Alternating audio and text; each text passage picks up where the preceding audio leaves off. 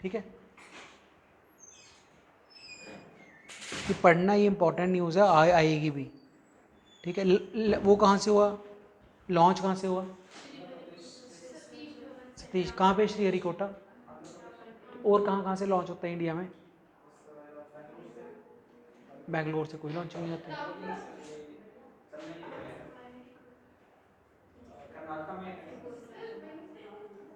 बेंगलोर से कोई लॉन्चिंग नहीं होती है। एक है अब्दुल कलाम आइलैंड, सुना है? कहाँ पे है? अब्दुल कलाम आइलैंड है उड़ीसा में, बालाचंडी के पास, वहाँ पे होती हैं बाकी लॉन्चिंग सारी। व्हीलर्स आइलैंड भी कहते हैं इसको, ये सब है।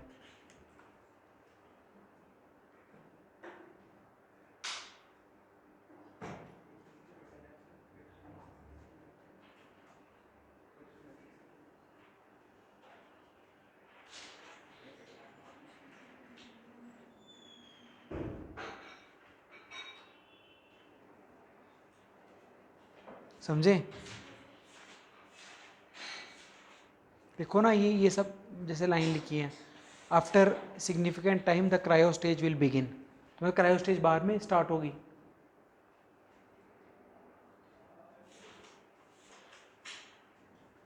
ठीक है, यही है इंपॉर्टेंट।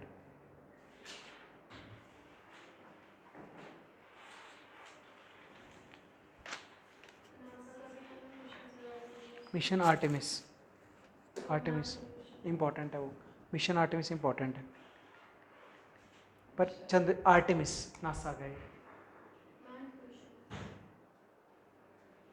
अभी पर कब है लॉन्च उसका? 5 में है। एक्चुअली बड़ी देर से गया नहीं है इंसान, मून पे नहीं गया ना। हाँ, लास्ट गए थे। वो भी सर क्रिटिक्स बोलते हैं उसको, मतलब कि उसको डाउट ले करते नहीं हैं? है, वो करते नहीं है।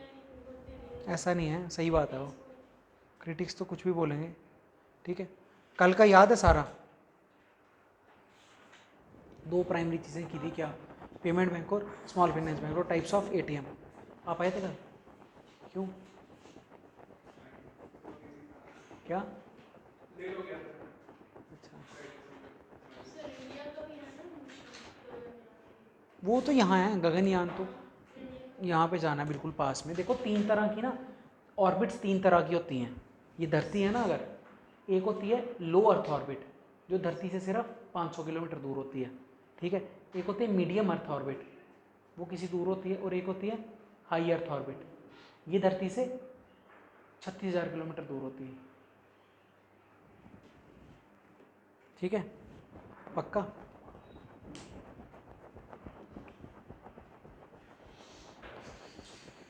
चलो आप बताओ मेरे को टाइप्स ऑफ एटीएम हिंदी में, बिल्कुल देसी भाषा में। ब्राउन कौन होते हैं?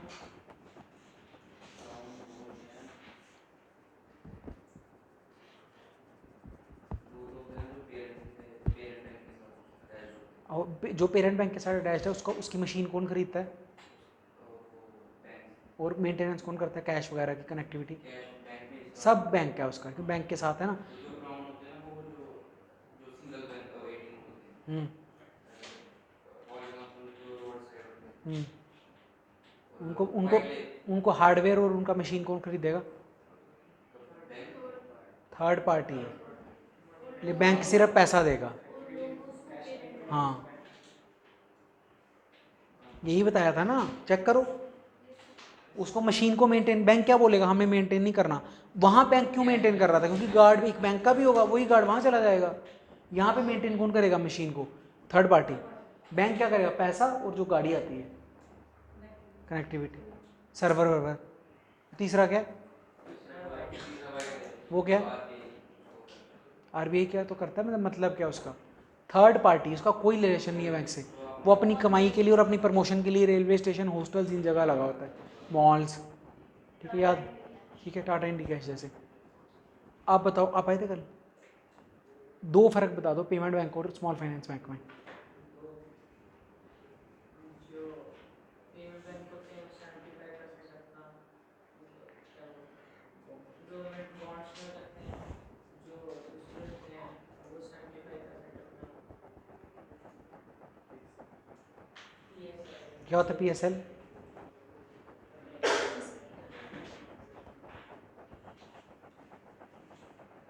प्रायोरिटी सेक्टर लैंडिंग में रखते हैं, ठीक है। लोन कौन दे सकता है? दोनों दे सकते हैं। कौन दे सकता है? वो नहीं दे सकते, ठीक है। अगर मेरे को 10 लाख रुपए जमा कराने हैं तो मैं दोनों के पास जा सकता हूँ। अगर मेरे पास 10 लाख रुपए हैं और मेरे को जमा कराने हैं तो मैं दोनों के पास जा सकता हूँ। किसके पास जाऊँगा? क्यों उसके पास क्यों नहीं जा सकता?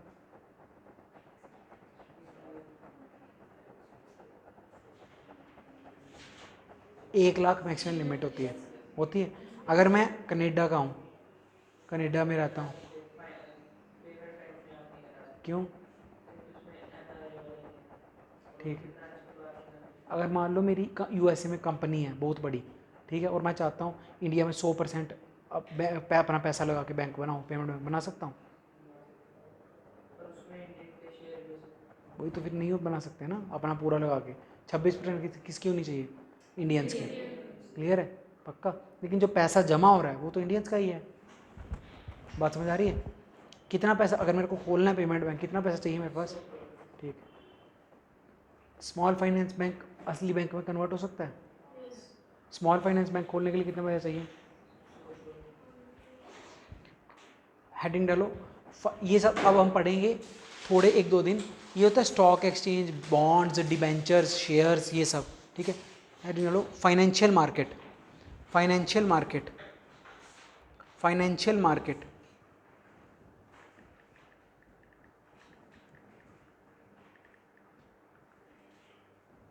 एक हॉटस्पॉट प्लीज बना दो आप, वही है आपका बना हुआ है। फाइनेंशियल मार्केट लिखो। The financial market is the link between is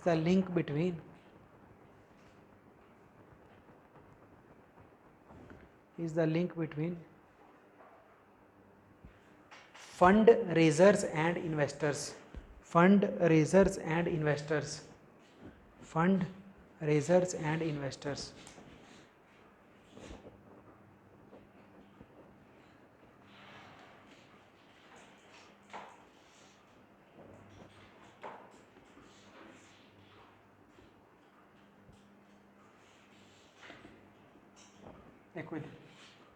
ये फाइनेंशियल मार्केट, ठीक है।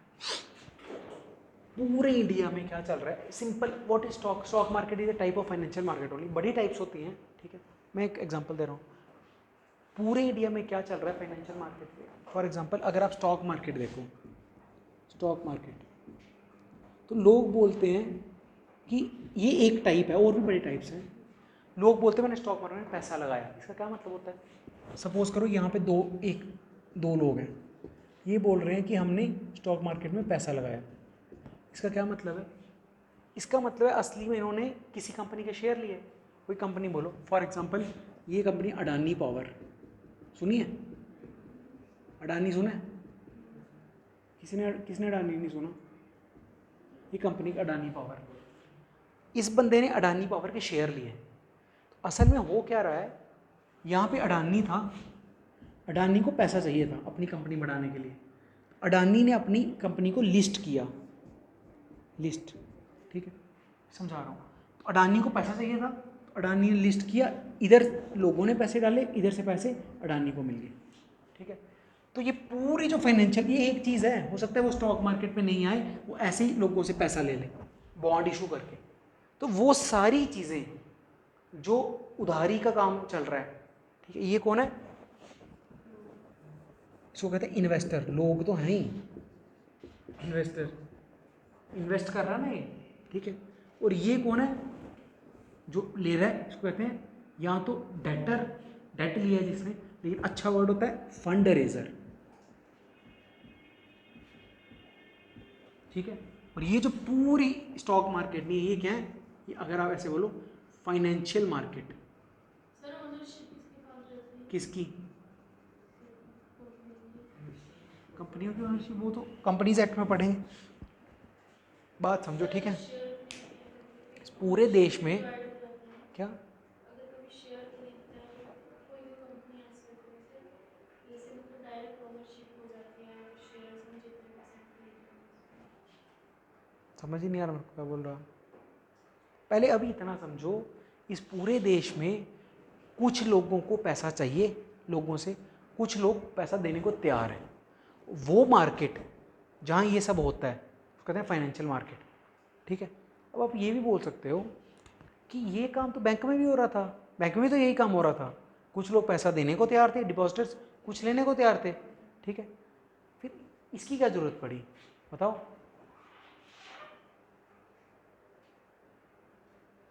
देखो सीधी सी बात समझो, ठीक है।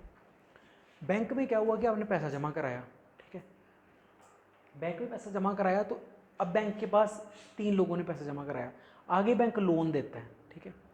तो अब आपको नहीं पता कि आपका पैसा जिस बंदे के लोन पे गया है, ठीक है, उस लोन से जो इंटरेस्ट आएगा, जो भी मान लो उसने बड़ी तरक्की कर ली, पर आपको तो वही 8% मिला। मेरी बात समझे आप? सपोज करो आपने बैंक में पैसा जमा कराया 1 लाख रुपया, वो 1 लाख रुपया कोई दुकानदार लोन लेके चला गया, उसने उस 1 लाख का बना लिया 40 करोड़, आपको तो उस 1 लाख पे 8% ब्याज ही मिलेगा ना सिर्फ। बात समझ आ रही है? ठीक है। दूसरी बात, यही दूसरी केस में भी ट्रू है, आपने पैसा लगाया, एक तो आप डायरेक्टली नहीं, देखो बैंक वाले केस में you are not directly giving money, आप एक बीच में बिचौलिए को पैसा दे रहे हो जिसका आपको पता नहीं है, और अगर ज़्यादा फायदा हो गया तो वो बिचौलिया खा जाएगा, ठीक है। एक तो वो भी नहीं खाएगा, बैंक का भी फिक्स्ड ही है वापस लेने का पैसा, वो सारा वो ही खा जाएगा। इन केसेस में क्या है ऑन द अदर हैंड कि पहले तो आप सिलेक्ट कर सकते हो कि मेरा पैसा किसको जाएगा, ये बैंक में नहीं है, ये फैसिलिटी बैंक में नहीं है ये फैसिलिटी। आप ये नहीं बोल सकते कि आप बैंक में जाके कि ये भाई मेरे आज मैं जमा कराने आऊँ 10 लाख रुपया, ये 10 लाख पहलवान को ही जाना चाहिए, इसकी बड़ी तरक्की होनी है, आप ऐसे नहीं बोल सकते, नहीं बोल सकते ना। पर इनमें आप कर सकते हो। कल को पहलवान स्टॉक मार्केट पे आ जाए, पता है सबको पहलवान कौन है? कौन है? मिठाई वाला, हाँ स्वीट शॉप है जो। कल को ये स्टॉक मार्केट पे आ जाए, आप ये बोल सकते हो कि मैं 1 लाख तेरे पे लगा रहा हूँ, अब उसकी तरक्की होगी तो मेरे को फ़ायदा होगा, इसलिए इस चीज़ का अलग इंपॉर्टेंस है। अब आप ये भी बोल सकते हो जब इसी का इंपॉर्टेंस है फिर बैंक की ज़रूरत क्या पड़ी? देखो सब चीज़ें क्लियर रखो, हो अल्टीमेटली वहाँ भी यही रहा है, किसी से पैसे ले रहे हैं, किसी को दे रहे हैं यही हो रहा है ना बैंक में। वहाँ पे यू आर नॉट, मतलब आप सोल वो नहीं हो कि यू आर डिसाइडिंग कि किसको पैसा जाएगा, और अगर उधर से फ़ायदा ज़्यादा हुआ तो आपको नहीं मिलेगा वो, इधर आप डिसाइड कर रहे हो, फिर तो ये बेटर है, फिर बैंक की क्यों जरूरत पड़ी बताओ? सोचो, जब यही बेस्ट है। हाँ इसमें तो देखो सीधी सी बात ये है, ये सब गेम खेलने के लिए you need to be financially literate, ठीक है। इधर इंडिया में ये आ रहा था कि लोगों को फ़र्क नहीं समझ आता नोट देख के कौन सा है, ये सब कब आपको कैसे पता चला अडानी पावर में पैसा लगाओ? आप अखबार पढ़ते होगे ना, आपको बड़ी चीज़ें पता होंगी। जैसे अब लोगों को पता है इलेक्ट्रिक व्हीकल्स का टाइम आ रहा है, सारे लोग इलेक्ट्रिक व्हीकल्स में पैसा लगा रहे हैं। बात समझ आ रही है? पक्का इलेक्ट्रिक व्हीकल में पैसा लगा रहे हैं, इसके लिए सेंस चाहिए ना, सब लोगों के पास है नहीं। उन लोगों को क्या चाहिए भाई, सीधा बता दो 100 रुपये जमा कराऊंगा, साल बाद 108 ले जाऊंगा, खत्म बात। तो सबके लिए होना चाहिए ना देश में फैसिलिटी, प्लस इसमें रिस्क थोड़ा ज़्यादा है, आपको नहीं पता क्या हो जाएगा, रिस्क है ना, कंपनी बंद हो जाए, कुछ भी हो जाए, बैंक आपको गारंटी के साथ पैसा देगा। प्लीज़ समझो कि देश में ये सब जो चीज़ें चलती हैं इनके पीछे क्या है, अगर आपको बेसिक्स क्लियर होंगे ना फिर सब समझ आ जाएगा। बैंक भी क्या करता था, पैसा लेता था पैसा देता था, ये क्या कर रहा है फाइनेंशियल मार्केट, पैसा ले बीच में बैठा हुआ बस बाजार बन के। इसमें क्या है, आपके पास एक वो ज़्यादा है, पावर ज़्यादा है, यू कैन डिसाइड। दूसरा क्या है, क्या अगर इसने मतलब डिसप्रपोर्शनेट प्रॉफिट्स किए, इसने अगर इसने बहुत ज़्यादा प्रॉफिट किए फिर आपको भी मिलेंगे। बात समझ आ रही है? पक्का? ठीक है, पहले बना लो इसको सिर्फ।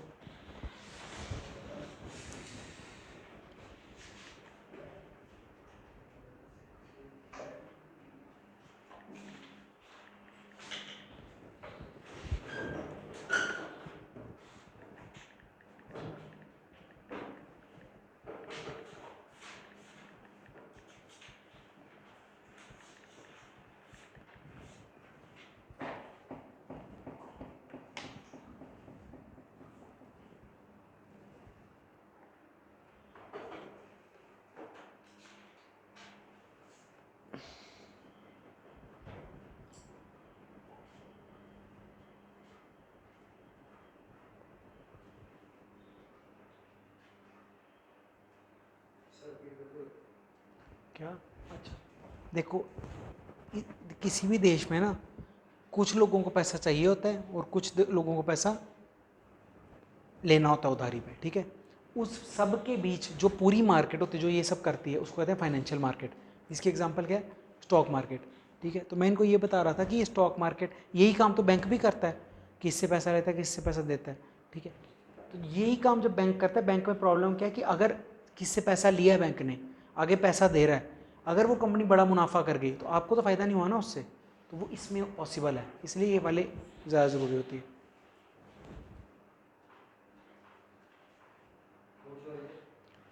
ये वाली फाइनेंशियल मार्केट।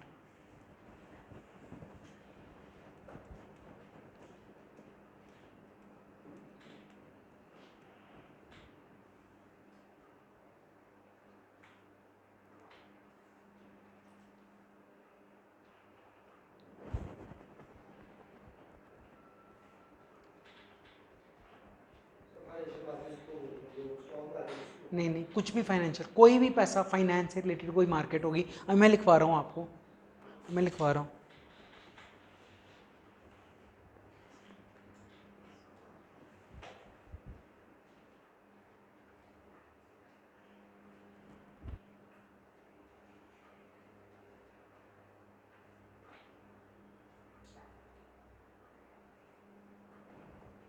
देखो, a financial market is line diagram, a financial market is any market,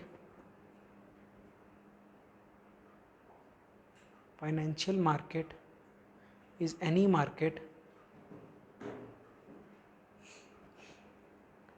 where individuals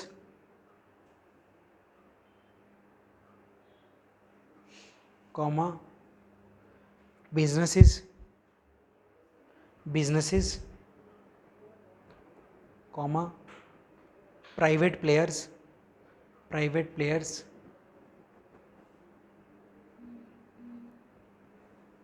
come together either to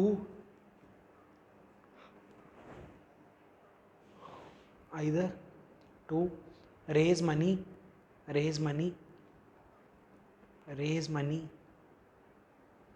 bracket में लिखो फंड रेज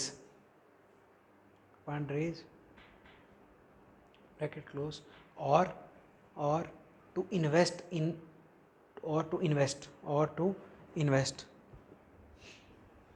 ठीक है। लिखना, a financial market is unlike A bank, a financial market is unlike A bank, unlike a bank in the regard that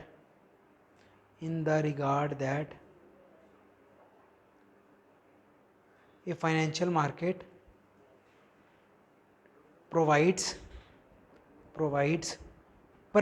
proportionate, समझते इस बात का मतलब? proportionate provides proportionate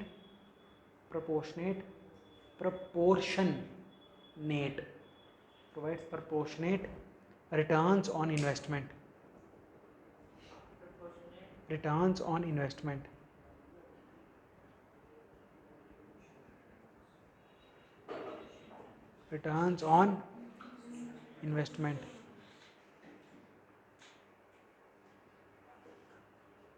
बात समझ आ रही है? ठीक है, ये प्लीज समझ गए। बैंक क्या करता है? प्रोपोर्शनल देता है कभी रिटर्न्स ना। बैंक से अगर उधार लेके कोई बंदा 10 लाख से 30 करोड़ बना दे, आपको 108 रुपये मिलेंगे 100 रुपये पे, यहाँ पे मिल जाएंगे आपको। अगर आपने सही कंपनी में लगा दिया तो आप, इनफैक्ट जो दुनिया का सबसे दूसरा रिचेस्ट मैन है, क्या नाम है दुनिया का रिचेस्ट मैन? कौन है?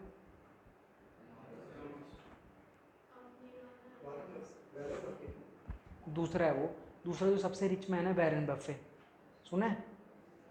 वैरेन बफे, इसने सारी अमीरी इसकी इसी बात से आई है कि ये बस ये देख लेता है कि किसको, मतलब किस कंपनी में पैसा लगाना है। ये तो जो ट्रेडिंग व्रेडिंग चलती है वो यही तो है सारी। आपको रिटर्न्स मिलते हैं ना प्रोपोर्शनल, बैंक में ये मिल ही नहीं सकता। आपने पैसा लगाया, कंपनी ने उस पैसे का ट्रिपल 4 गुना 5 गुना करके दे दिया आपको, वो ज़्यादा है। इसीलिए दोनों चीज़ें चाहिए ना, बैंक भी चाहिए। बात समझ आ रही है? प्लीज़ ये याद रखना बात। आगे लिखो, लिखना financial instruments such as, financial instruments such as, such as stock, comma bond, comma derivative, comma commodity, stock, commodity, etc. are sold and purchased in financial market, are sold and purchased in financial market.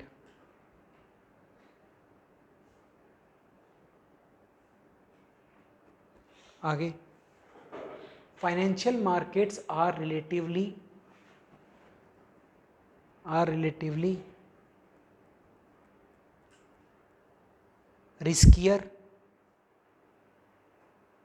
riskier as compared to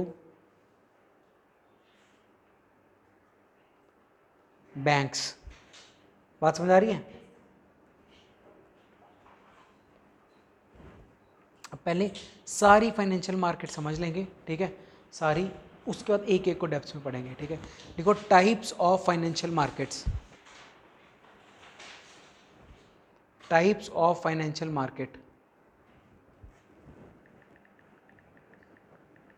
types of financial market. पहले लिखो stock market, stock market,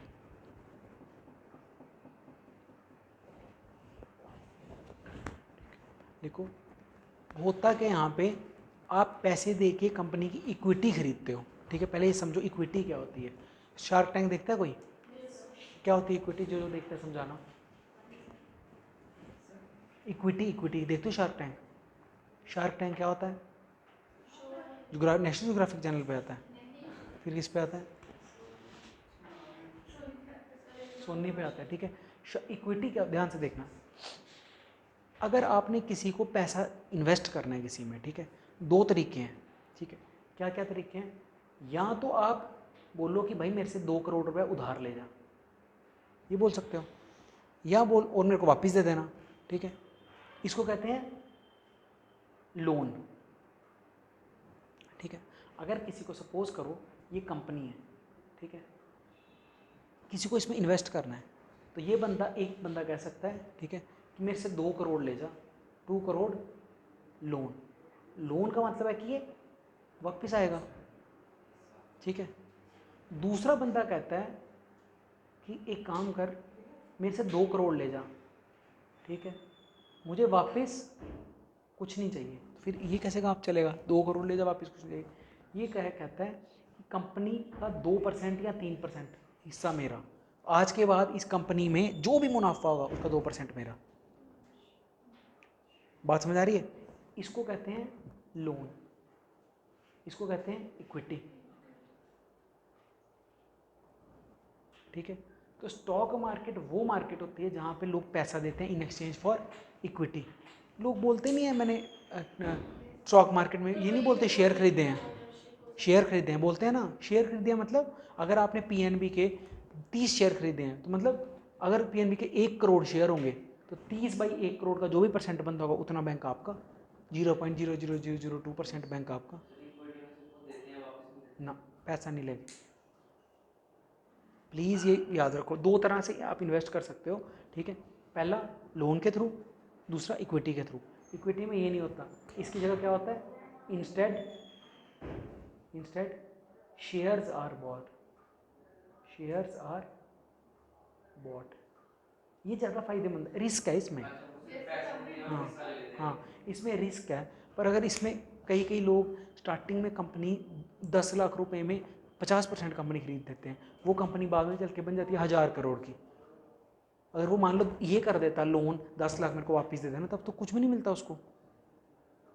इसीलिए सारे जो investor होते हैं वो इस रास्ते जाते हैं कि यहाँ तो अगर रिस्क हो गया यहाँ तो डूब जाएंगे, या फिर मिलेगा तो हज़ारों मिलेंगे। हाँ कर सकते हैं, कर सकते हैं, ठीक है। हाँ तो ये पैसे वापस थोड़ी 2 करोड़ ही थोड़ी वापस लेगा, ये कम से कम 20% इंटरेस्ट पे वापस लेगा। हाँ वो अपने चैरिटी के लिए यहाँ कोई नहीं बैठा हुआ है, कोई इन्वेस्ट चैरिटी के लिए क्यों करेगा। लोन वाले में वो ब्याज लेगा बैंक से डबल। बात समझ आ रही है। और इस केस में ये बोलेगा मेरे को ब्याज नहीं चाहिए, पर एक चीज़ चाहिए कि कल को अगर तेरी कंपनी हिट हो गई तो मेरा जो शेयर है ये मैं रिटेन रखूँगा। तो ये 2 तरीकों से इन्वेस्ट करने के, ये भी मैं लिखवाता हूँ। और जो शेयर मार्केट होती है, स्टॉक मार्केट, उसमें ये सब चल रहा होता है कि आप पैसे डाल रहे होते हो, हर कंपनी के शेयर खरीद रहे होते हो, यही चलते हैं ना। कभी ये बोला कि मैं लोन दे रहा हूँ अडानी पावर, नहीं बोलते आप बोलते मैंने शेयर खरीद लिया अडानी पावर के। बात समझ आ रही है, ठीक है। और जो आप फिर आप बोलोगे कि आप पैसा वापस भी ले लेते हो, जब पैसा आप निकालते हो तो आपने शेयर वो किसी को बेच दिए, वो तो कर ही सकते हो किसी भी टाइम। ये वाला, इसके बाकी इंस्ट्रूमेंट्स बड़े हैं, बॉन्ड्स, वो यहाँ पे होता है कि कंपनी बॉन्ड रिलीज़ करती है, आप खरीद लो। बॉन्ड रिलीज़ करती है ना, तो वो लोन ही होता है, ठीक है। देखना, in general there are 2 ways to invest in a company. In general there are, पता है मेरे को स्टॉक मार्केट पर, पहले इसका लिख लो, टाइप्स ऑफ फाइनेंशियल मार्केट है ना, स्टॉक मार्केट पर लिख लो बीच में ये, फिर स्टॉक मार्केट भी लिखवा दूंगा। In general, there are 2 ways to invest in a company. In general, there are 2 ways to invest in a company. ठीक है, समझ लो पहले। ये है सपोज कोई कंपनी ABC। फर्स्ट वे क्या है कि आप यहाँ से आपने लोन दिया 2 करोड़ का, वापिस क्या आएगा आपको 2 करोड़ प्लस 20% इंटरेस्ट आएगा। दूसरा तरीका क्या है कि आपने बोला कि भाई मेरे से 2 करोड़ ले जा, वापिस यू रिफ्यूज्ड, बट इंस्टेड क्या, शेयर्स।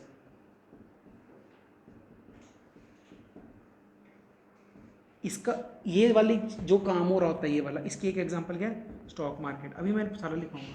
इसकी एग्जांपल क्या है, बॉन्ड रिलीज करती है कंपनी, बॉन्ड। अडानी पावर, बड़ी बार अडानी पावर क्या करता है कि भाई हमारे बॉन्ड खरीद लो आप। अडानी पावर बोलेगा हमारे बॉन्ड खरीद लो, बोलेगा। उसमें क्या बोलता है अडानी पावर, ये नहीं कहता। अडानी बोलेगा मैं इस बार शेयर नहीं बेच रहा, ये बॉन्ड खरीद लो, ठीक है, इस बॉन्ड में मैं आपको 30% इंटरेस्ट दूंगा। तो एक ही तो बात है, वो लोन वाली तो बात है, 30%। यही तो कह रहा है अल्टीमेटली। जब कोई बोले कि मेरे से बॉन्ड ले लो 30% इंटरेस्ट दूंगा, तो वो दूसरी भाषा में अगर बोलूँ तो वो यही है कि भाई मेरे को 30% पे लोन दे दे। यही है ना बात। सिस्टमैटिक इंस्टीट्यूशनल प्लेसमेंट, वो यही है। आप नहीं, सिपम में तो आप जो सिप है ना, सिपम में आप दोनों का कॉम्बिनेशन करते हो। अभी उसको डिटेल पढ़ना पूरी, वो आप अलग अलग में इन्वेस्ट कर रहे होते हैं ना, अलग अलग पूरा चलता है वो। पहले ये लिखो फिर स्टार्ट करते हैं।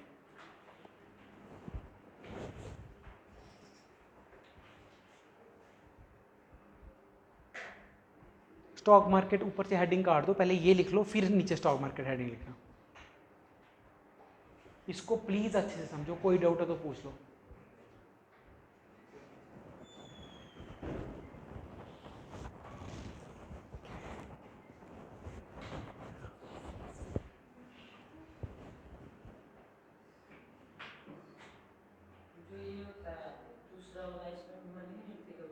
किसमें मनी क्या करनी है, जब आप 1000 करोड़ के मालिक हो गए तो डूब गया तो डूब गया। रिस्क जितना रिस्क ज़्यादा तो रिवॉर्ड ज़्यादा है। हाँ वो भी हो सकता है किसी भी मोमेंट। अगर आपको तो दोबारा बोलो क्या चाहते हो आप। 2 करोड़ से मान लो आपने 10% कंपनी खरीद ली, ठीक है, आगे बोलो। अगर आपने 2 करोड़ से 10% कंपनी खरीदी, मतलब कंपनी असल में 20 करोड़ की थी, ठीक है। अब कल को अगर कंपनी नुकसान करने लगी, एक पॉइंट पे आके कंपनी 10 करोड़ की हो गई। अगर आपने 2 करोड़ से 10% कंपनी खरीदी, तो कंपनी कितने की थी असली में? सी सेट पढ़ो, कंपनी 20 करोड़ की हुई, हुई, ठीक है। अब मान लो कल को कंपनी लॉस करने लग पड़ी, तो कंपनी 20 करोड़ की रही, अब कंपनी रह गई 10 करोड़ की, तो अभी भी तो 10% आपके पास है, आप अपना 1 करोड़ बेच दो। कौन? जो इन्वेस्ट कर रहा है, पैसे से आएंगे ना शेयर। दो तरह से इन्वेस्ट होता है, एक होता है कि भाई पैसा दे रहा हूँ, पैसा वापस दे देना। दूसरा होता है भाई पैसा दे रहा हूँ, हिस्सेदारी चाहिए, डूबे तो साथ में डूबेंगे, लेकिन फ़ायदा हुआ तो मेरे को भी मिलेगा।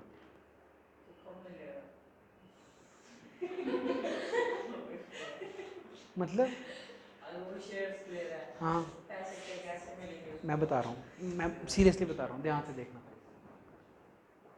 समझाता हूँ। देखो कोई कंपनी सोचना मेरे को जिसकी ऐसी ग्रोथ हुई है ना। हाँ देखो, 2012 में अडानी की कंपनी, अडानी रिन्यूएबल, जो रिन्यूएबल एनर्जी करती है, ठीक है, उसमें सपोज करो किसी बंदे ने 1 करोड़ लगा के कंपनी का 1% ले लिया होता, ठीक है, तो उसने 1 करोड़ में 1% लिया, ठीक है, तो मतलब कंपनी कितनी की हो गई? 100 करोड़ की उस टाइम हो गई, पक्का। अब वो कंपनी है 10,000 करोड़ की, ठीक है, उस बंदे का तो अभी भी 1 करोड़ ही है, 1% ही है। 1% ऑफ 10,000 करोड़ कितना होता है? 100 करोड़ होता है। उस बंदे का इतना हो गया मल्टीप्लाई। अब वो अभी निकलना चाहिए जैसे तो निकल जाए, पर वो नहीं निकलेगा, क्योंकि उसको पता है ये 10,000 करोड़ अभी 1 लाख करोड़ भी होगा। नहीं आ रही अभी बात समझ? अब लगाते हो, पैसा लगाते हो शेयर मार्केट में, ठीक है, पक्का। अब लिखो पहली stock market.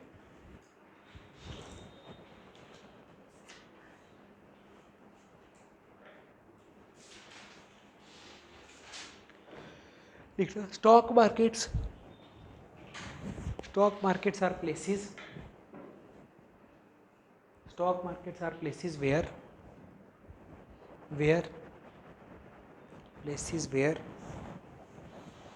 buyers and sellers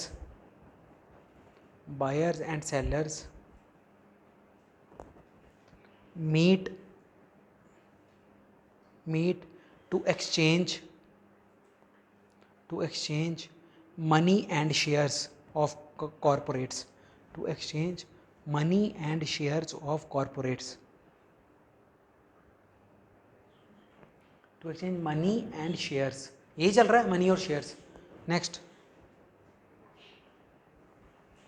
stock markets are important because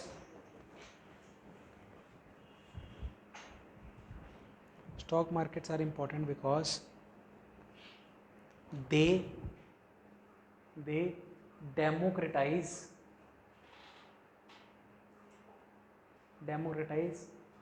investor trading,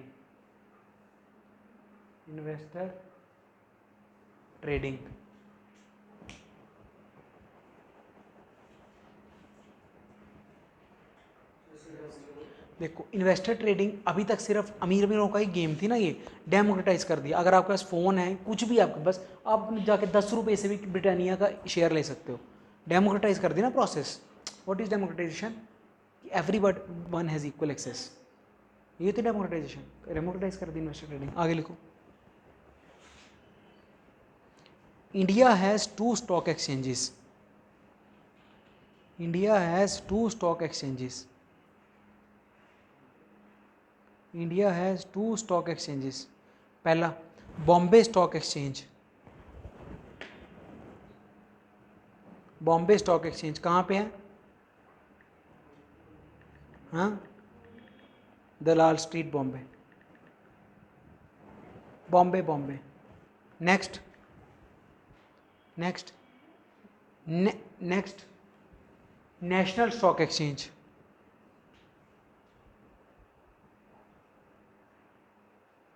national stock exchange लिखना। Bombay stock exchange is the oldest stock exchange in Asia.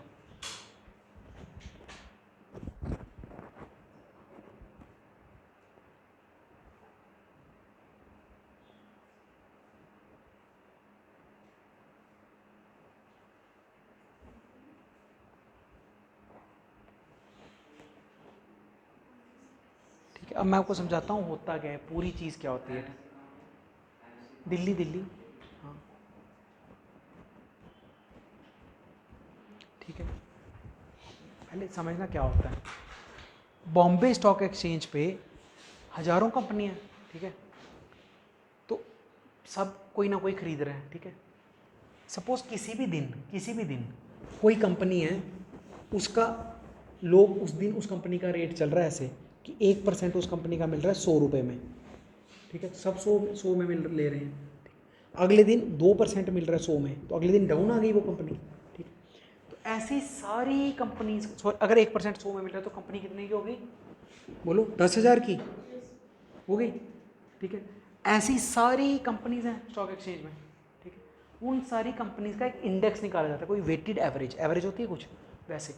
तो बॉम्बे स्टॉक एक्सचेंज में कितनी भी कंपनी है ना, जितनी भी, उसका जो टॉप 30 है ना, ठीक है, उनकी उस दिन क्या वैल्यू चल रही है, उस वैल्यू के हिसाब से आता है जो आप सेंसेक्स देखते हैं नंबर। तो सेंसेक्स डाउन हो गया, इसका मतलब क्या है, सेंसेक्स डाउन हो गया मतलब उस दिन कम पैसों में ज़्यादा शेयर मिल रहे हैं। बात समझ आ रही है, ठीक है। सेंसेक्स होता है जो 30 कंपनी है ना टॉप की, है तो बड़ी ज़्यादा बॉम्बे में, जो 30 टॉप की कंपनी है, उन 30 कंपनियों की उस दिन क्या वैल्यू चल रही है। वैल्यू क्या होती है कि अगर 1% शो का तो वैल्यू क्या होगी 10,000, उन 30 की क्या वैल्यू चल रही है वो होता है सेंसेक्स, ठीक है, पक्का, ठीक है। और जो दिल्ली वाली है, ठीक है, इसीलिए सेंसेक्स का पूरा नाम होता है सेंसेक्स 30, और जो दिल्ली वाली है नेशनल स्टॉक एक्सचेंज, उसका नाम क्या होता है निफ्टी 50। सुना ये, ठीक है, लिख लो, पहले लिखना। The Bombay stock exchange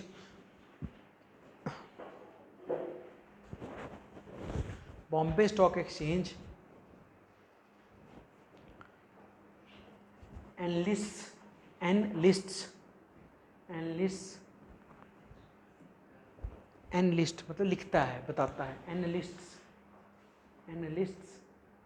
the value of only top 30 companies as Sensex 30।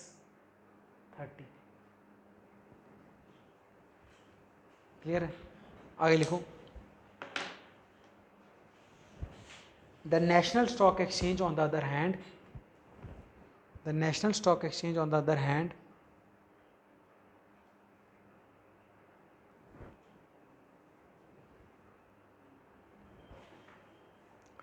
lists 50 top companies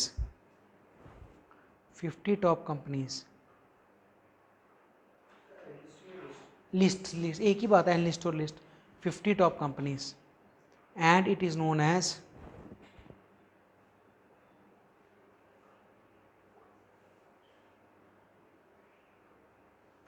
Nifty 50।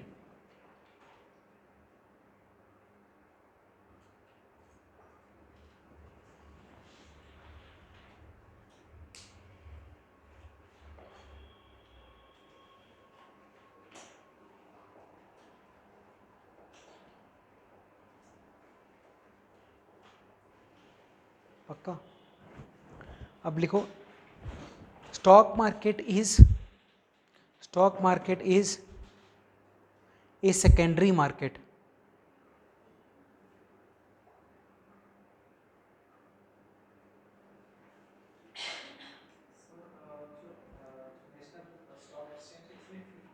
Fifty लिखा ना, Nifty 50। Stock market is a secondary market मैं समझाता हूँ क्या होता है। जब कंपनी बनी, ठीक है, तो कंपनी ये भी तो कर सकती थी कि जहाँ सपोज दिल्ली में कंपनी बनी, ठीक है, तो कंपनी ये बोल देती कि भाई यहीं पे हम अपने शेयर बेच रहे हैं, आके खरीद लो, ये हो जाती प्राइमरी मार्केट। पर कंपनी ने क्या किया, एक बना हुआ प्लेटफॉर्म, उधर गई, उधर बोल दिया कि ये लो हमारे शेयर बिक रहे हैं, आप बेच देना। सेकेंडरी मार्केट देखो, अगर प्लीज़ समझो इस बात को, अगर मान लो अडानी अपनी दुकान पे ये बोल दे, अडानी का कहीं हेडक्वार्टर होगा ना, अगर अडानी अहमदाबाद में ये बोल दे कि भाई मैं कंपनी बना रहा हूँ, मेरे शेयर आ गए हैं, खरीद लेना, तो होगी प्राइमरी मार्केट। पर अडानी क्या बोलते हैं, अडानी बोलते हैं सेंसेक्स वालों को फ़ोन करेगा बॉम्बे, बोलेगा भाई ऐसा ऐसा मेरी कंपनी बन रही है, मेरे इतने शेयर हैं, तुम बेच देना। तो सेकेंडरी मार्केट होता है कि you are selling on behalf of someone. समझिए इस बात को कि सेंसेक्स या स्टॉक एक्सचेंज से सेकेंडरी मार्केट, प्लीज याद रखना इसको, लगता है प्राइमरी, लिख लो, is a secondary market. Primary होता है कि अगर सपोज करो हम यहाँ से कोई कंपनी स्टार्ट करें, ठीक है, अगर हम यहीं से कंपनी स्टार्ट करें और यहाँ बार बोर्ड लगा दें हमारी कंपनी के शेयर बिक रहे हैं, तो प्राइमरी मार्केट हो गई, लोग आएंगे खरीद के चले जाएंगे, मतलब वी आर डीलिंग 1 to 1 ना, ठीक है। लेकिन हम क्या करते हैं, हम फ़ोन करेंगे किसको, बॉम्बे स्टॉक एक्सचेंज, बोलेंगे हमारी कंपनी बन रही है, हमारे 100 शेयर बिक रहे हैं, एक शेयर 1 लाख रुपए का, आप हमारी तरफ से बेच देना, वो क्या होगी, सेकेंडरी मार्केट, ठीक है। आगे लिखो,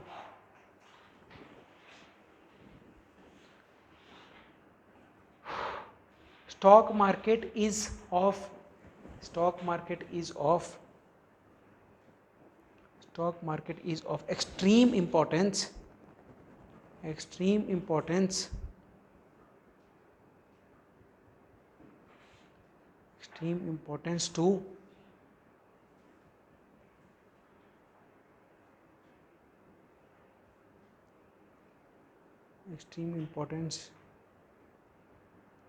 extreme importance to corporates as they can raise easy money from common public,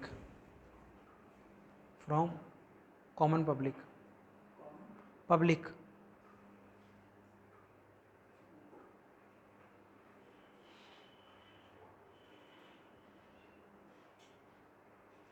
अगली लिखो,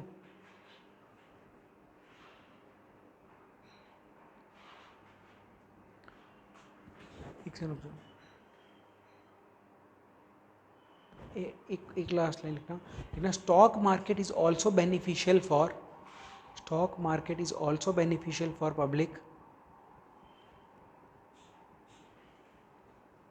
public as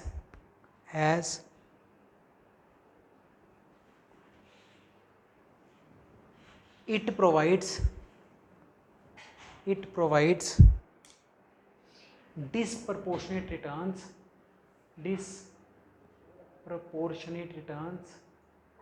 disproportionate returns if the company makes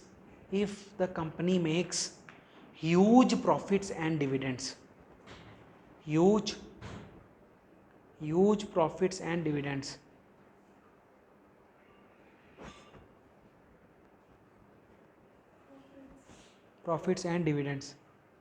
ठीक है, पक्का क्लियर है। स्टॉक मार्केट क्या है, क्या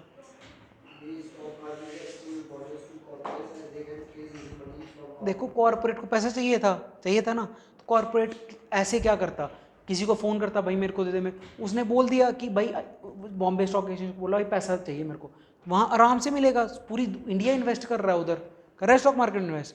और दूसरा, लोगों को क्या फ़ायदा है, कल को अगर कोई कंपनी ज़्यादा प्रॉफिट कर गई तो उनको भी तो पैसे मिलेंगे, बात समझ आ रही है, पक्का। डिस्प्रपोर्शनेट मतलब कि 10 लाख में अगर 12 लाख मिल जाए तो वो प्रोपोर्शनल है, 20%। डिस्प्रपोर्शनेट मतलब 10 लाख आपने लगाया और आपको मिल गया 40 करोड़, डिस्प्रपोर्शनेट, ठीक है। अब सेकंड टाइप ऑफ मार्केट लिखो, बॉन्ड मार्केट।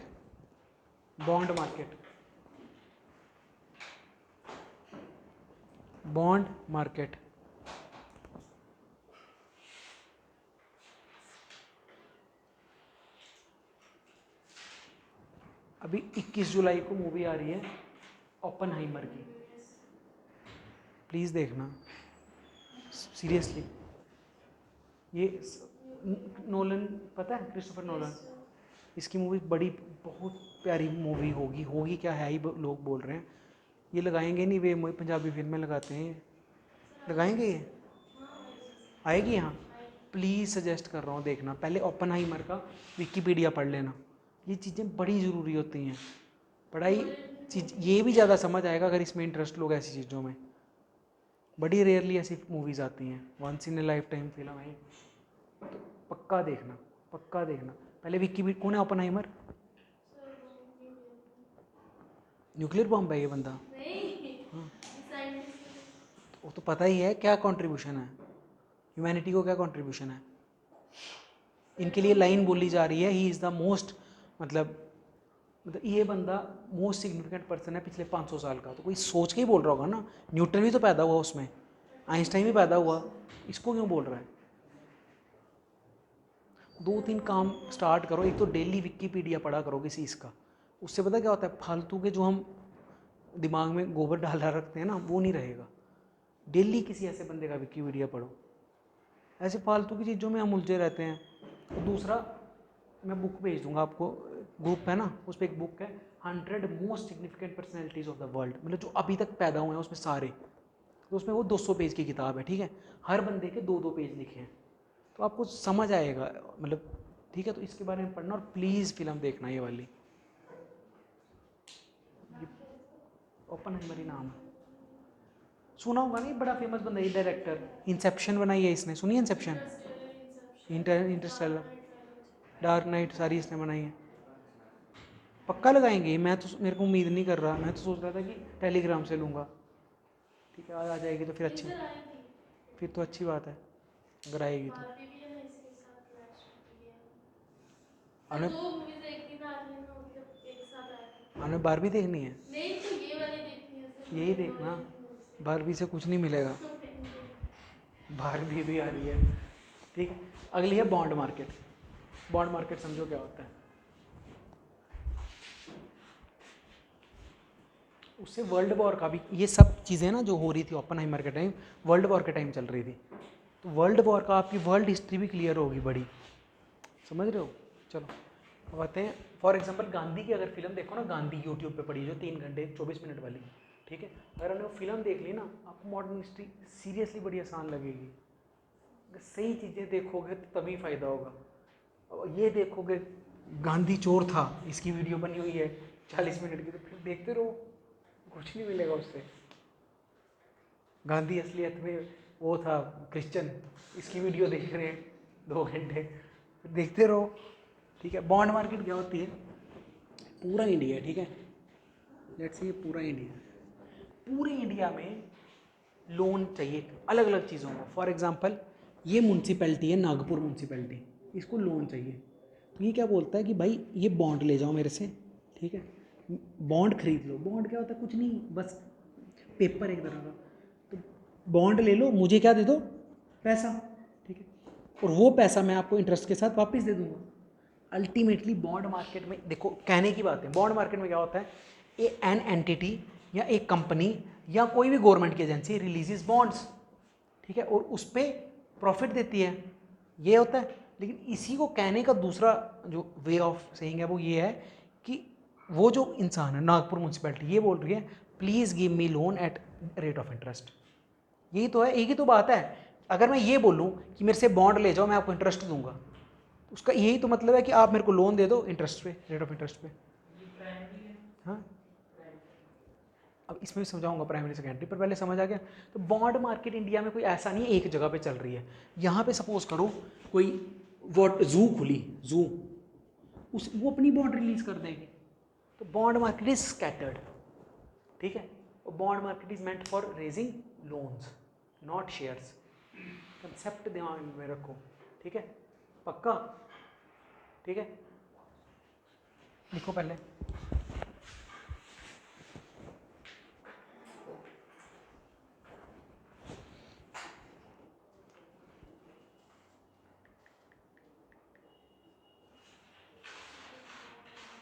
देखो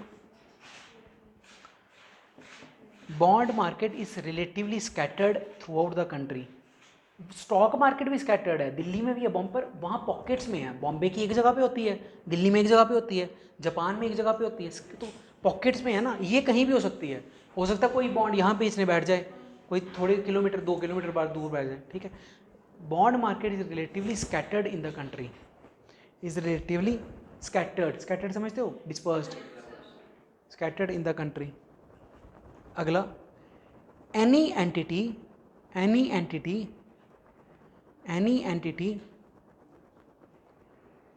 डैश लिखते चलो, गवर्नमेंट, गवर्नमेंट मतलब कोई भी इनमें से, government comma municipality, municipality comma private company, private company comma corporation, corporation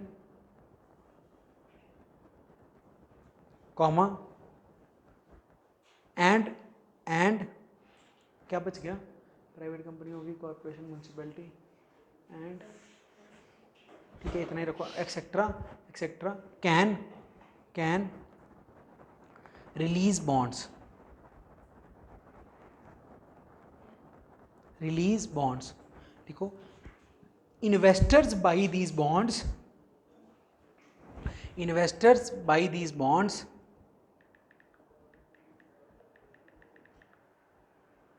and get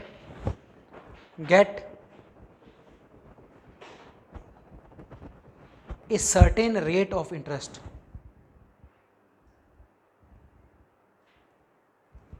get a certain rate of interest, आगे लिखना, in other words, in other words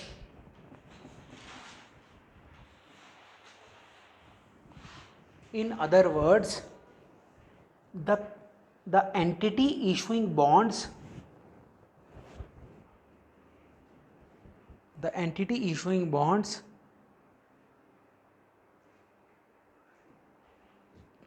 secures मतलब लेती है, the entity issuing bond secures a loan from investor, a loan from investor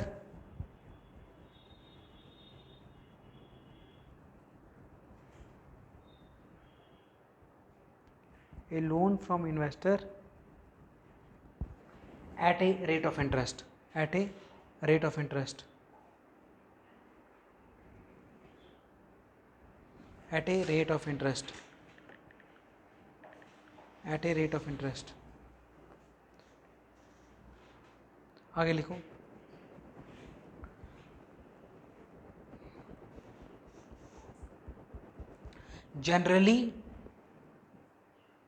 generally bonds have a period of maturity, a period of maturity,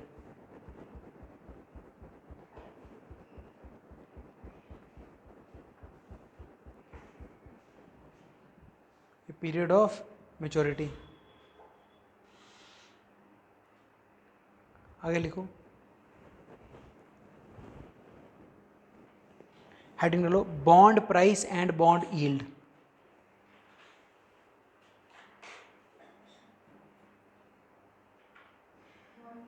and bond yield, yield yield yield,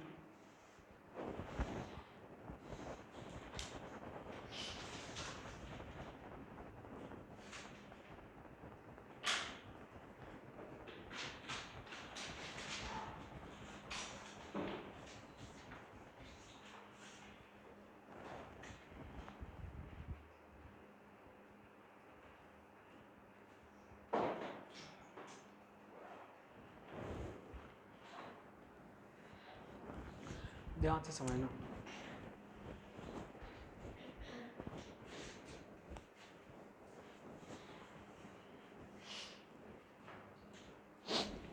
जब bond issue होती है, ठीक है, जब bond issue होती है, late से 2000 अभी क्या चल रहा है 2023 में बॉन्ड एक इशू हुई, ठीक है, उस बॉन्ड पे लिखा होगा ऐसे, ठीक है, किसी ने इशू की, मान लो जम्मू म्यूनसिपैलिटी ने एक बॉन्ड इशू की, जो इंपॉर्टेंट कंसेप्ट है ना बस वही करेंगे, ठीक है।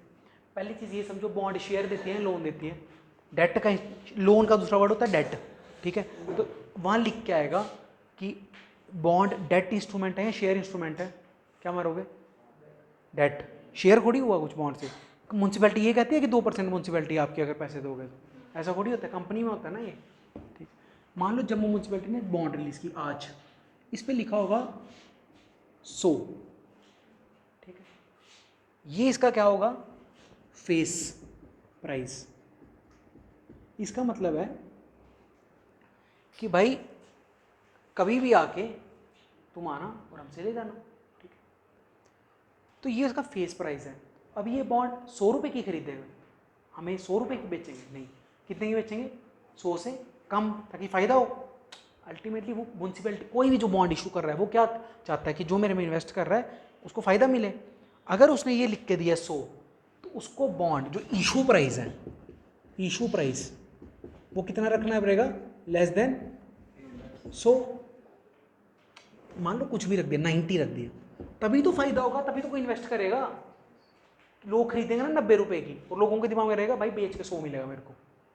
अगर यहाँ इशू प्राइस रख दिया 100 रुपये, तो कौन करेगा, किसके पास इतना टाइम है कि 100 रुपये के बदले 100 लेने के लिए वो ये सब तमाशा करे। बात समझ आ रही है? इसको कहते हैं issue price. Issue price generally less than 100 होता है। लेट से हमने रख दिया 90,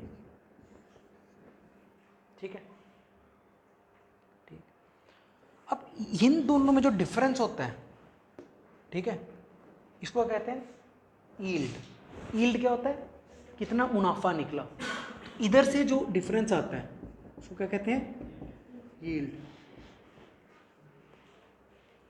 क्लियर है, पक्का, ठीक है।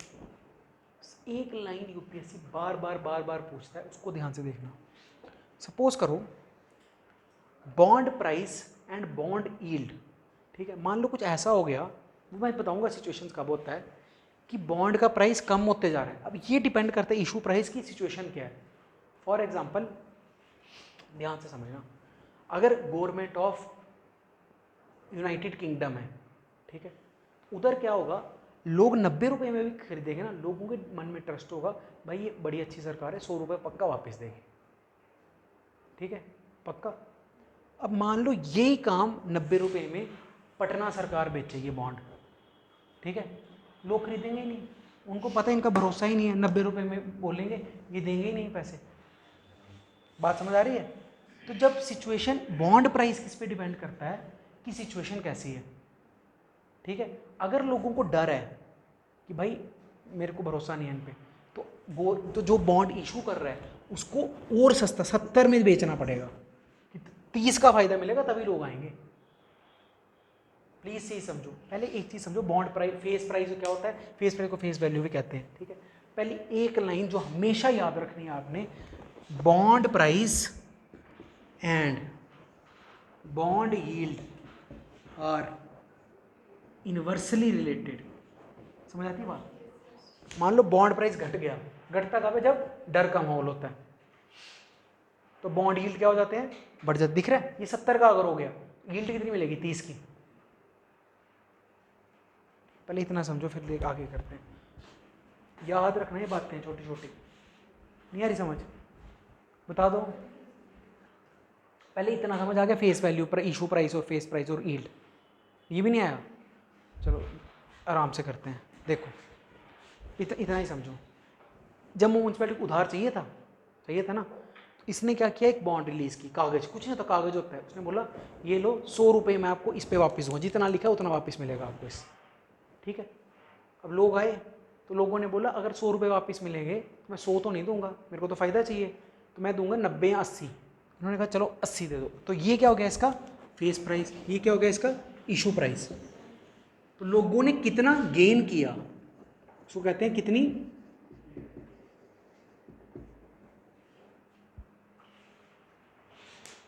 पक्का, ठीक है। और आप खुद सोचो, अगर कोई वैसी सरकार है जिसमें लोगों को भरोसा नहीं है, तो उस सरकार को पैसा लेना लोगों से, तो उसको पैसे ज़्यादा देने पड़ेंगे। बात समझ आ रही है? ज़्यादा देने पड़ेंगे तो वो 80 की बेचेगी, प्राइस कम हुआ तो यील्ड ज़्यादा आ गई। बस ये याद रखना है, अल्टीमेटली ये 2 नंबर देगा आपको ये line, prices and yields are inversely related.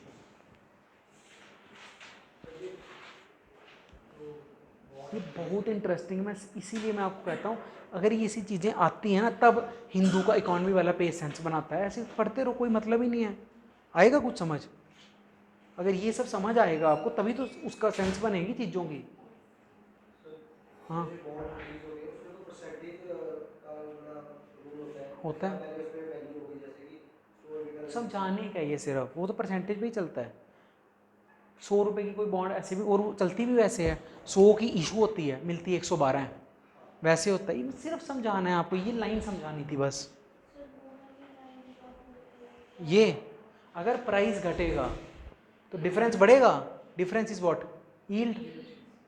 Bond price and bond yield are inversely related. पता नहीं कितनी बार आई है ये लाइन पेपर में, मेरे को ही नहीं पता। पहले एक अटेम्प्ट में तो मैंने ऐसी रट के ही ठीक कर दी, अब समझ आ गई है।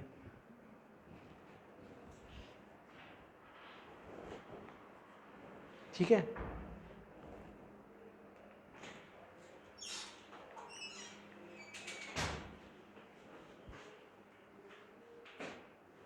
ठीक है। अब ध्यान से देखना, तो अब पता है मंदी आने वाली है देश में, इसका कैसे पता चल जाता है? पहले बड़े सारे इकोनॉमिस्ट ना पहले ही बताए थे मंदी आने वाली है। कैसे पता चल जाता है? पूजा करते हैं वो, मंदी होती है सर, मंदी इज रिसेशन। आपको हिंदी बिल्कुल नहीं आती क्या? मंदी, रिसेशन मतलब डिप्रेशन आने वाला है, इसका पहले ही पता चल जाता है। क्योंकि पूरे देश में ना डिजिटल फॉर्मेट में पता है आपको बॉन्ड्स कितनी चल रही हैं, तो वो पहले ही देख लेते हैं बॉन्ड्स के यील्ड्स बढ़ने लग पड़े हैं। ठीक है, अगर बॉन्ड के यील्ड्स बढ़ने लग पड़े हैं, इसका मतलब बॉन्ड प्राइसेस कम हो रहे होंगे, है ना? और अगर बॉन्ड प्राइसेस कम हो रहे होंगे मतलब डर का माहौल आ गया मार्केट में, कोई किसी पे ट्रस्ट नहीं कर रहा है, तो रिसेशन आ जाता है। तो bond yield is an indicator of recession या बूम। समझ रहे हो? अगर इकोनॉमिक बूम होगा, ठीक है, इकोनॉमिक बूम होगा तो सबको पैसा चाहिए, तो ये लोग, सबको पता है पैसा ही पैसा है मार्केट में, तो ये बोलेगा कि भाई तू 100 का है ना, तो मैं 99 पे भी खरीद लूँगा। बात समझ आ रही है? पक्का? ठीक है, नीचे लिखो,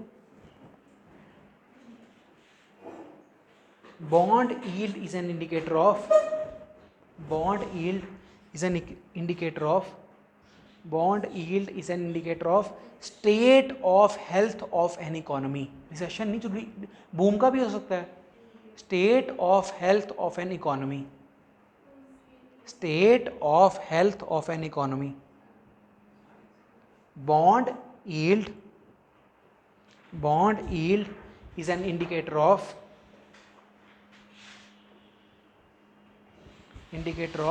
state of health in an economy.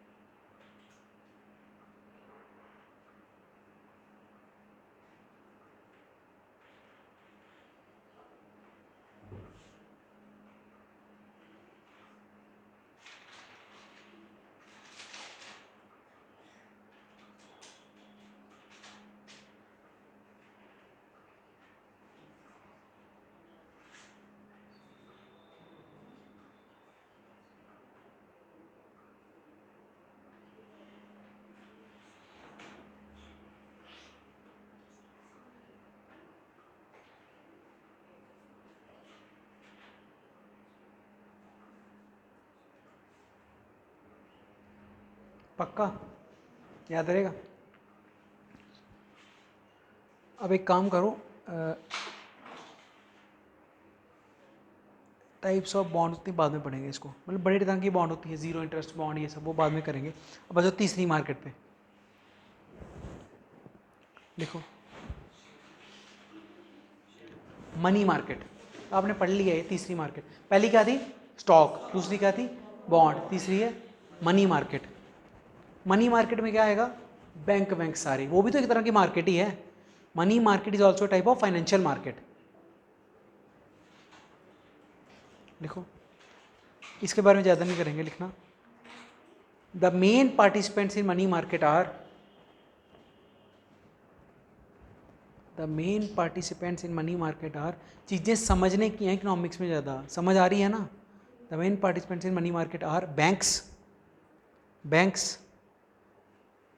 Companies, banks के बाद comma, banks, companies and common public, public.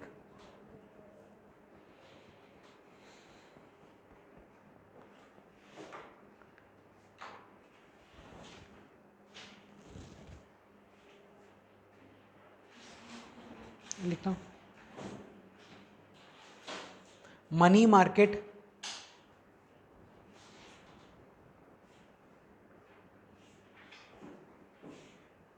instruments include money market instruments include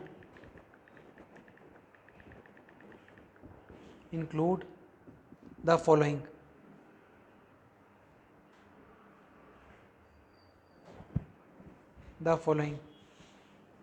पहला ट्रेजरी बिल, पता है आपको ट्रेजरी बिल याद है? ट्रेजरी बिल वो याद करो, ट्रेजरी बिल कहाँ काम आता था मनी मार्केट में? ट्रेजरी बिल से एक काम होता था मनी मार्केट में, बताओ, आप ही बताओगे। ट्रेजरी बिल की सेल परचेज करता था इकट्ठे आरबीआई, क्या कहते थे उसको? ओपन मार्केट ऑपरेशन, याद है? पक्का करता था RBI sale open market operation में। क्यों करता था? इन्फ्लेशन कंट्रोल करने के लिए, क्वांटिटेटिव टूल था मॉनेटरी पॉलिसी का वो। दूसरा सेम चीज करता था वो गवर्नमेंट सिक्योरिटीज के साथ, लिखो पूरा।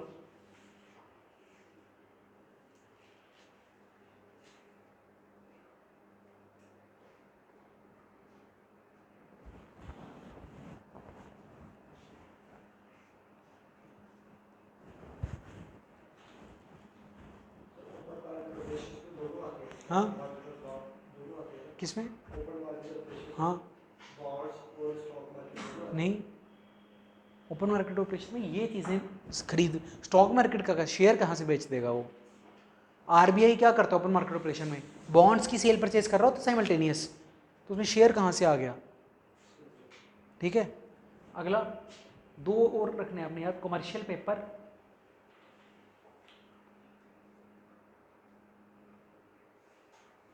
और अगला सर्टिफिकेट ऑफ डिपॉजिट।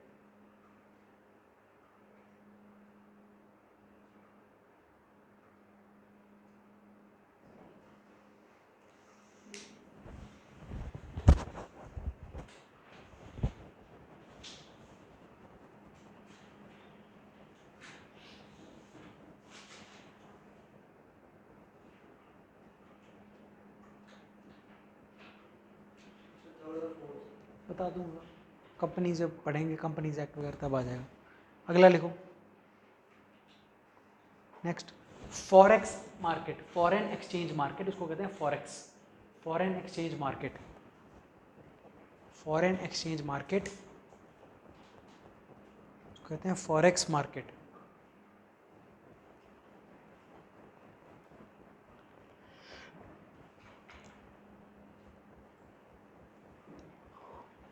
लिखो, in this financial market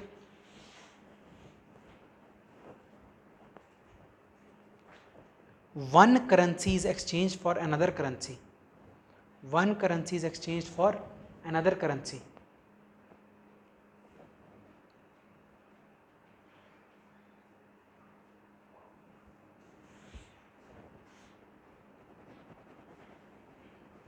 next participants in this market are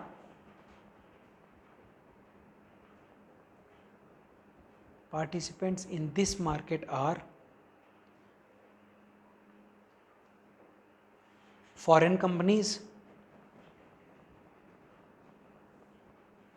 comma NRIs, NRIs, NRIs क्या होता है? सोच के बताना, ठीक है। NRI और OCI में क्या फ़र्क होता है? OCI क्या होता है? ओवरसीज क्या? NRI सुना है? OCI सुना है? OCI नहीं सुना? ओवरसीज सिटीजन ऑफ इंडिया, क्या होता है इनमें फ़र्क?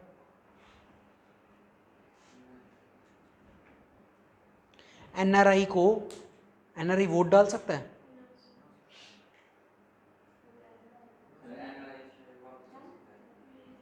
वापिस तो आ ही सकता है, एक बार चला गया तो वापिस नहीं आएगा। कहाँ?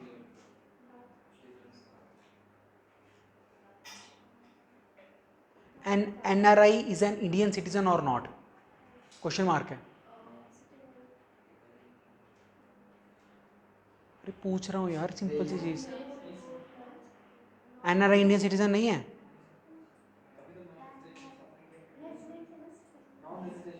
नॉन रेजिडेंट इंडियन है। अगर साल में से 365 में से 181 दिन कोई बाहर रहता है, वो नॉन रेजिडेंट इंडियन बन गया। सिटीजन तो वो इंडिया का ही है अभी भी, तभी तो दूसरे वाले का नाम है overseas citizen of India. Vote नहीं डाल सकता एनआरआई?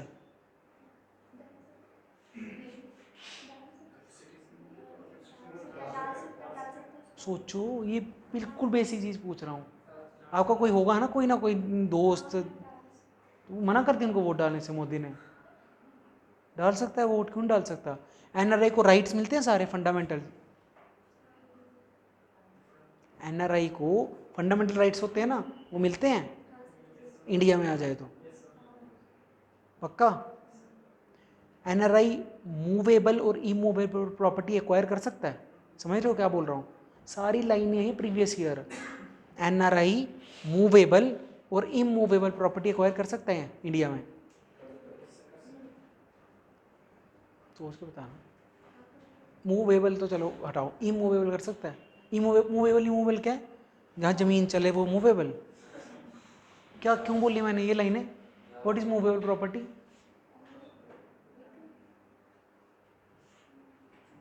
ऐसे हो, हाँ मनी मतलब बिल्कुल सही है। और इमूवेबल मतलब पीस ऑफ लैंड, ठीक है। इमूवेबल कर सकता है एक्वायर एनआरआई? यार NRI is very much a citizen of India, बस वो नॉन रेजिडेंट है इस टाइम, तो उसका नाम है एनआरआई।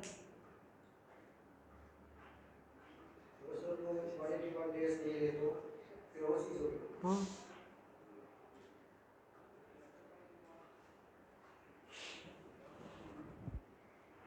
ठीक है।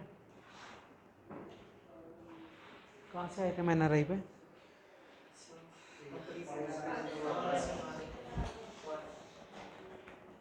कहाँ से थे?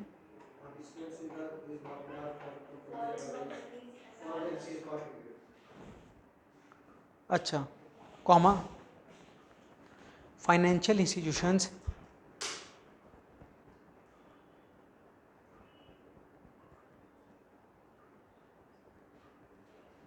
Comma businesses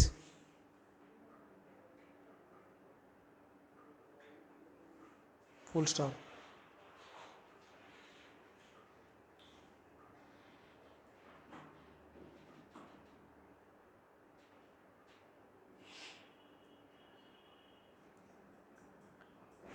Next,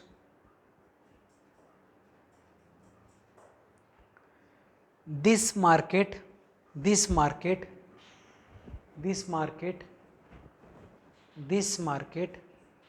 eventually decides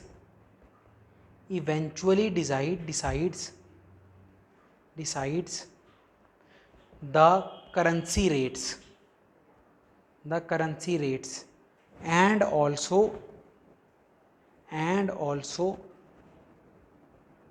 helps in speculation of currency rates. क्या मतलब है इसका? स्पेकुलेट करना, ठीक है। स्पेकुलेटरी मोटिव होता था मनी का, याद है? और क्या क्या मोटिव होते थे? प्रीकॉशनरी और प्रीकॉशनरी, स्पेकुलेटरी, और 3 मोटिव्स थे ना? बोलो। ट्रांजैक्शनली मोटिव, बिल्कुल सही, ठीक है। अब ये बताओ 2-3 करेंसीज पता कर लो। टर्की की क्या है? आयु ये इसलिए पूछ रहा हूँ, टर्की करेंसी क्या है? टर्की करेंसी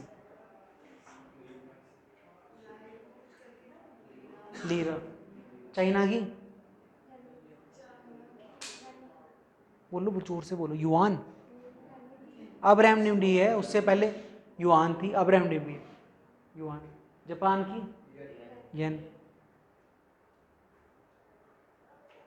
ऑस्ट्रेलिया की? यूरोपियन कंट्रीज की सबकी? यूरो। डॉलर नहीं चलता है, यूरो। इस टाइम पे दुनिया की कॉस्टलीस्ट करेंसी किसकी है?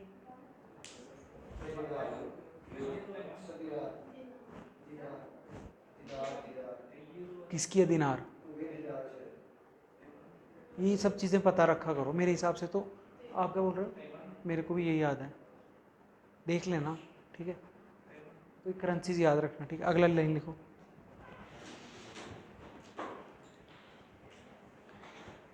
Foreign exchange market is the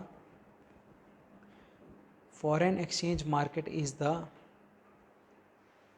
bedrock of international trade. Bedrock of international trade and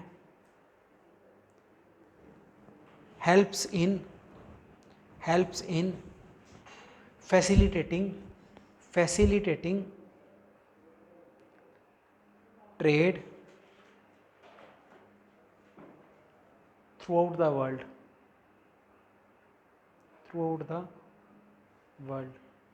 फालतू की मार्केट है, कुछ काम का नहीं, आगे चलो। Facilitating trade through out the world, ठीक है।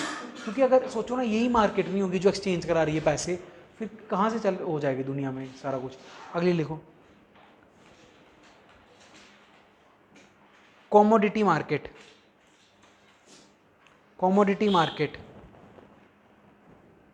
ये बेल कहाँ से बजती है? Commodity market.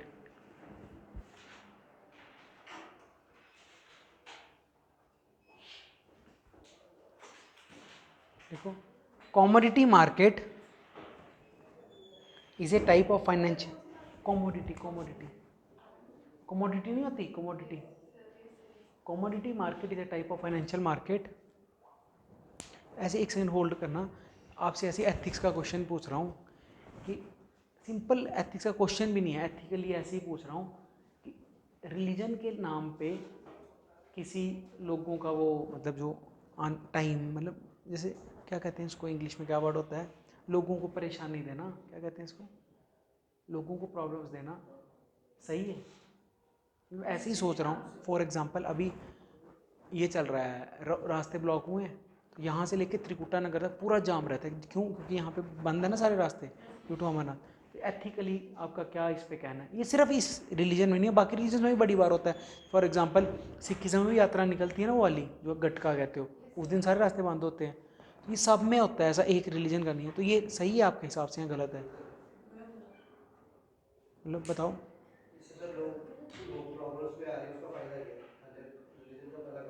इस चीज़ में दो चीज़ें टक्कर में है ना, क्या क्या? फंडामेंटल राइट कौन कौन से? एक तो बोलो कौन कौन से दो फंडामेंटल राइट टक्कर में है? एक तो 25, 26, 27, 28 धर्म वाला, तो सबको धर्म का अपना वो है, ठीक है।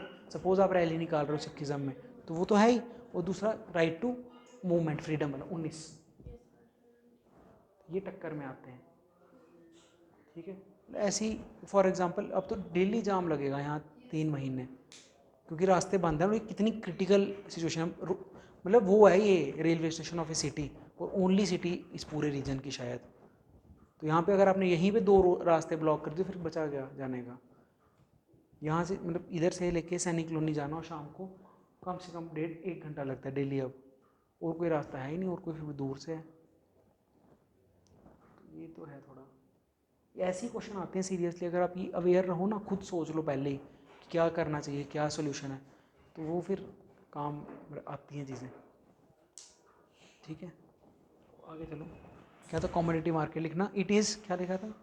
It is type of financial market where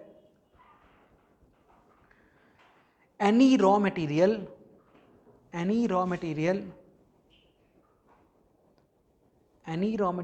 or any primary agricultural product can be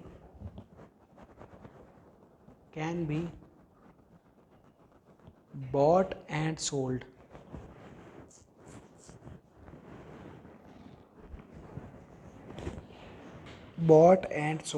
Examples include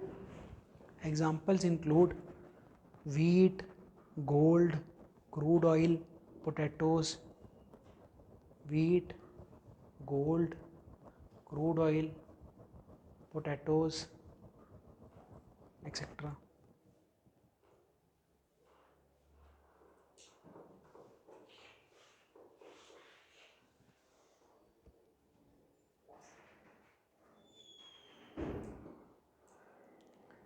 next,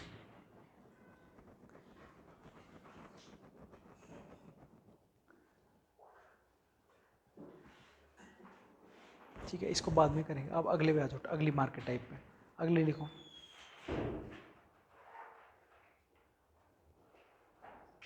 अगली आपने अगली लिखो insurance market. Next type of market, insurance market.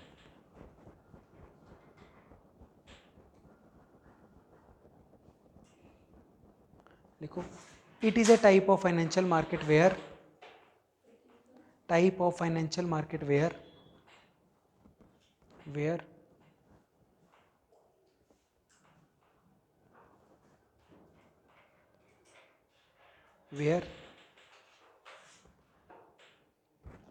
Insurance policies, सीधी सी बात है, फाइनेंशियल मार्केट वो मार्केट है जहाँ पे पैसों का आदान प्रदान हो रहा है, बस ये होता है ना बार्टर सिस्टम में। Where insurance policies are sold to customers,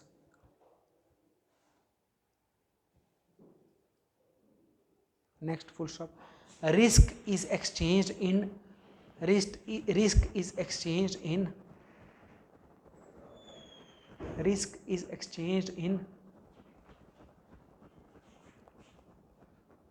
place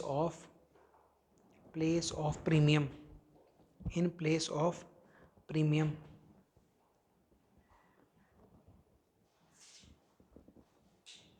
risk is exchanged in place of premium,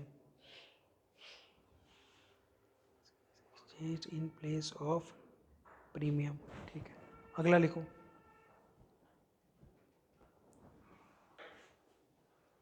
different types of insurance. किस किस को पता है सारी इंश्योरेंस के नाम? टर्म इंश्योरेंस क्या होती है? लाइफ इंश्योरेंस, हेल्थ इंश्योरेंस, बताओ। Different types of insurance are sold, including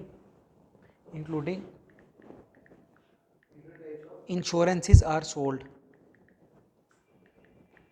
include मतलब examples, term insurance, term insurance, life insurance,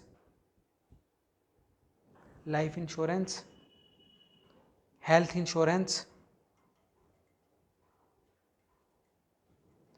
insurance, etcetera.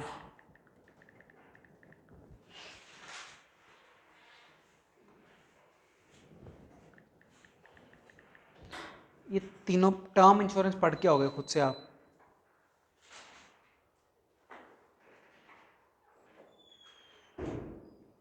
ठीक है, मैं बता दूं, किसी को पता है इंश्योरेंस किसी ने ली है कभी? घर वालों के लिए क्या होता है इंश्योरेंस? तो ऐड तो सुनी होगी, जैसे डराने सी ऐड नहीं आती है, डराने वाली टीवी पे, वो इंश्योरेंस की ऐड क्यों आती है डराने वाली? कि लोग खरीद लें। ठीक है, बताओ कोई इंश्योरेंस, कुछ ही बताओ। गैजेट तो खरीदते हो गए, आईपैड, इसकी भी इंश्योरेंस हुई थी, सबकी होती है, फ़ोन की भी होती है आजकल।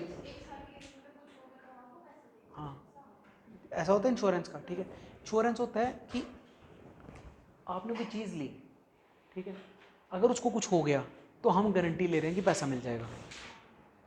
फॉर एग्जाम्पल गाड़ियों की 3 साल की इंश्योरेंस मस्त है, तो अगर गाड़ी शोरूम से निकलते ही आग लग जाए ना तो भी पूरा पैसा मिल जाएगा।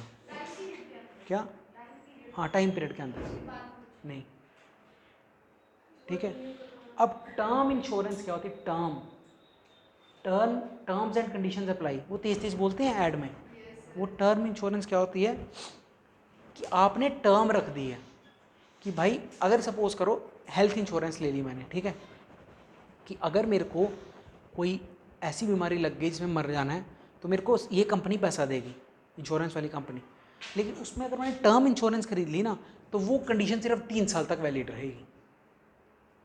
ठीक है, नॉर्मली अगर मैं बोलूँ कि मैंने लाइफ इंश्योरेंस ली है लाइफ इंश्योरेंस ली है, इसका मतलब है लाइफ इंश्योरेंस बड़ी महंगी होती है, क्योंकि इसमें क्या होता है कि इंसान मर जाता है।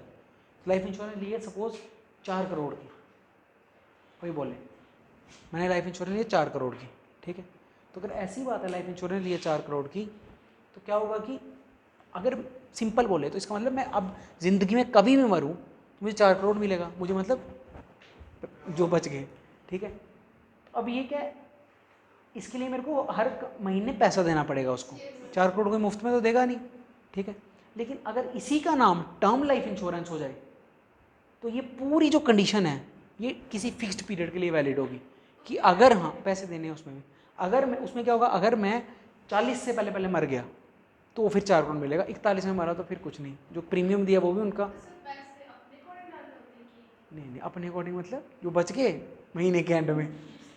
ये कहाँ से दिमाग लगाते हो, जो प्रीमियम होता है, प्रीमियम आता है ना हर चीज़ का, उन्होंने कैलकुलेट किया है अपने अकॉर्डिंग। मतलब वो जो कुत्ते वाली ना थी, वो जो जिसमें डालते हैं कि सिक्का, पिगी बैंक, अपने अकॉर्डिंग कुछ नहीं होता है, बड़ा महंगा होता है ये इंश्योरेंस, सीरियसली। इसमें तो ऑलमोस्ट 50,000 के आसपास ज़्यादा ही देना पड़ता है, ठीक है। तो टर्म लाइफ इंश्योरेंस और लाइफ इंश्योरेंस में फ़र्क, term insurance is called term insurance because it is valid for certain term in time, ठीक है। क्या वो तो लाइफ इंश्योरेंस में पता है क्या होता है, ध्यान से समझो। लाइफ इंश्योरेंस में ऐसा होता है कि मान लो बिल्कुल अभी जवान हो आप, ठीक है, अभी आप गए, ठीक है, और आपने यहाँ से कोई कंपनी बताओ, बजाज फाइनेंस है ना, बजाज, उसको बोला मेरी लाइफ इंश्योरेंस दे, तो बजाज देखेगा कि अभी आप 25 साल के हो, आप अगर लाइफ इंश्योरेंस कराओ मेरे पास 4 करोड़ की, कम से कम आप ये चांस है ना 60 साल और जिंदा रहोगे, तो आप मेरे को 60 साल का प्रीमियम दोगे, ठीक है। अब सपोज़ मैं ऐसी जोक कर रहा हूँ, सपोज़ मेरी दादी चली जाए 4 करोड़ की इंश्योरेंस लेने, तो उनको पता है कि अब इधर से ज़्यादा प्रीमियम आना नहीं है, पता है ना, तो वो उनको क्या बोलेंगे, अगर आपको चाहिए 4 करोड़ की तो हर महीने का 1-1 करोड़ रुपया दो मुझे। प्रीमियम डिपेंड करता है आप कैसे हो, अगर आपको, और आपके टेस्ट होते हैं, आप अगर ऐसे मान लो बड़े लोग दिमाग लगाते हैं, उनको पता चल जाता है हाँ हमें कोई बीमारी है बड़ी खतरनाक, वो जाते हैं उधर, वो टेस्ट लेते हैं पूरा, उन्हें डॉक्टर बिठाए होते हैं। इनफैक्ट अगर आपको डायबिटीज़ भी है ना तो भी आपका प्रीमियम 3 गुना कर देते हैं वो, क्योंकि आप जाओगे वो सब, जितना ये चलेगा उतना आप खुद ही चलोगे, तो आप हमें प्रीमियम ही नहीं दोगे उतना। बात समझ में आ रही है। तो इंश्योरेंस ऐसे काम करता है, पेपर में जो चीज़ आती है मैं वो बता रहा हूँ आपको, पेपर में क्या है, what is term insurance. Term insurance वो इंश्योरेंस जो फिक्स टर्म तक वैलिड होती है, खत्म बात। तो हेल्थ इंश्योरेंस टर्म इंश्योरेंस हो सकती है, हाँ अगर आपने हेल्थ इंश्योरेंस फिक्स टर्म के लिए ली है तो वो टर्म इंश्योरेंस है, पढ़ के आना term insurance please, term insurance पढ़ के आना। एक लास्ट लिख लो अब, बाकी इंश्योरेंस सेक्टर हमने अलग से करना है, आज बस ये समझना था फाइनेंशियल मार्केट, इंश्योरेंस के लिए मैंने लिखवाया हुआ है, ये फाइनेंशियल इंक्लूजन टॉपिक है ना, उसमें इंश्योरेंस है पूरा। आगे लिखो, कितनी रह गई, लास्ट लिखो, real estate market, real estate market, real estate market, इसमें लिखो, कुछ नहीं है, it is a type of financial market where, it is a type of financial market where, it is a type of financial market where money is exchanged for, money is exchanged for, money is exchanged for real estate, real estate. अब ध्यान से समझना, एक चीज़ समझानी है आपको, real estate को ना हार्ड एसेट भी कहते हैं, हार्ड एसेट। देखो जो चीज़ लिक्विडिटी याद है आपको सबको, जो चीज़ लिक्विड नहीं होती वो हार्ड हो गई, तो हार्ड एसेट क्या होता है, जो लिक्विड नहीं हो, जो लिक्विड नहीं हो, ठीक है, तो ये नहीं हो सकता ना रियल एस्टेट उतनी जल्दी, तो ये जो हार्ड एसेट। सॉफ्ट एसेट्स क्या होते हैं, बॉन्ड्स, डिमांड ड्राफ्ट, ये सब पैसे। हार्ड एसेट क्या होते हैं, ये, ठीक है, क्लियर है, पक्का। पढ़ो एक बार, कोई डाउट है तो पूछो। सॉफ्ट जो लिक्विड होते हैं, रियल एस्टेट की मतलब रेरा, रेरा सुना है, RERA real estate regulatory act, इसमें एक प्लेटफॉर्म बना हुआ है जिसमें लोग पैसा लगा के ये सब कर सकते हैं। कुछ नहीं है, पैसा लगा के आपने सामान एक्सचेंज करना है, कभी शेयर खरीदने हैं, कभी कंपनी में लोन देना है, कभी कोई सामान प्राइमरी एग्रीकल्चर पोटैटोस टोमेटोस खरीदने हैं, कभी कुछ, all of this is financial market.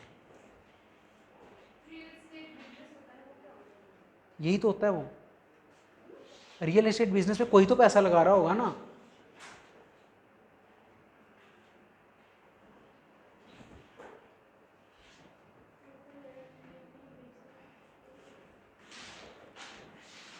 Real estate मतलब